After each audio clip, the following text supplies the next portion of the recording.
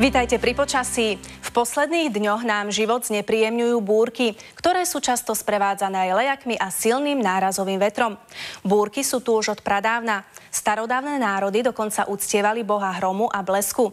U Slovanov sa volal Perún, u Grékov to bol Zeus, v Egypte ho nazývali Amšír a v Rusku mal meno Ilia, v preklade Eliáš. V dnešnej pretechnizovanej dobe sa už búrky nespájajú s nadpozemskými bytostiami, ale s elektrickým výbojom vo vzduší. Existuje niekoľko druhov blesku, napríklad čiarový, guľový, perlový, plošný a Eliášov oheň.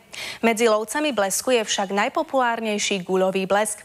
Len tak pre zaujímavosť, teplota blesku v mieste jeho dopadu je až 30 000 stupňov a svieti silnejšie ako 1 000 000 žiaroviek. Poďme ale na aktuálnu predpoveď. Počasie nad strednou Európou aj naďalej ovplyvňuje frontálne rozhranie, čo však nebude mať vplyv na teploty, pretože aj zajtra budeme v teplotnom pásme 20 až 25 stupňov.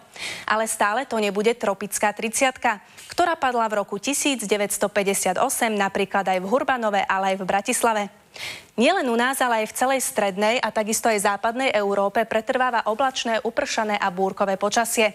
Ak sa túžite trochu zohriať, tak pokojne môžete ísť k Čiernemu moru, kde bude zajtra slnečno a teploty dosiahnú tropickú 30-ku. Na Slovensku bude dnešná noc spočiatku oblačná s doznievajúcimi prehánkami a búrkami. Neskôr by sa však malo od západu postupne vyjasniť. Do rána sa ochladí na 14 až 9 stupňov.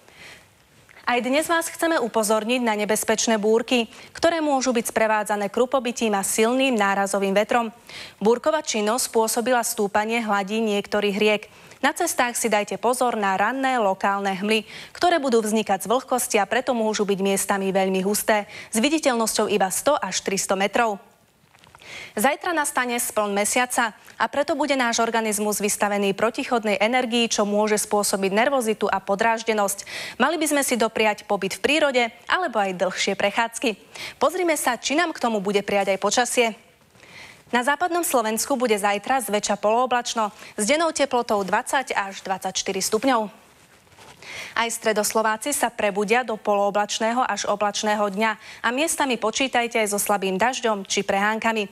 Denná teplota vystúpi na 18 až 24 stupňov. Nie sú dokonca vylúčené ani búrky. Najviac oblačnosti bude zajtra na východe našej krajiny, pričom miestami očakávame prehánky alebo aj búrkovú činnosť. Teplota 18 až 23 stupňov. Na horách bude zajtra tiež zväčša polooblačno, k večeru aj s prehánkami a búrkami. V nadmorskej výške 1500 metrov bude okolo 13 stupňov. V sobotu by malo byť na horách podobne. Biopredpoveď zostáva na čísle 3.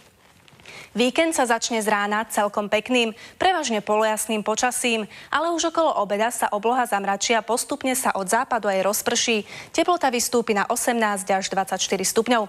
Upršané počasie bude pokračovať ešte aj v nedeľu, kedy vystúpi teplota na 17 až 22 stupňov.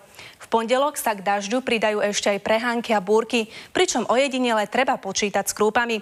Ochladí sa na 15 až 20 stupňov.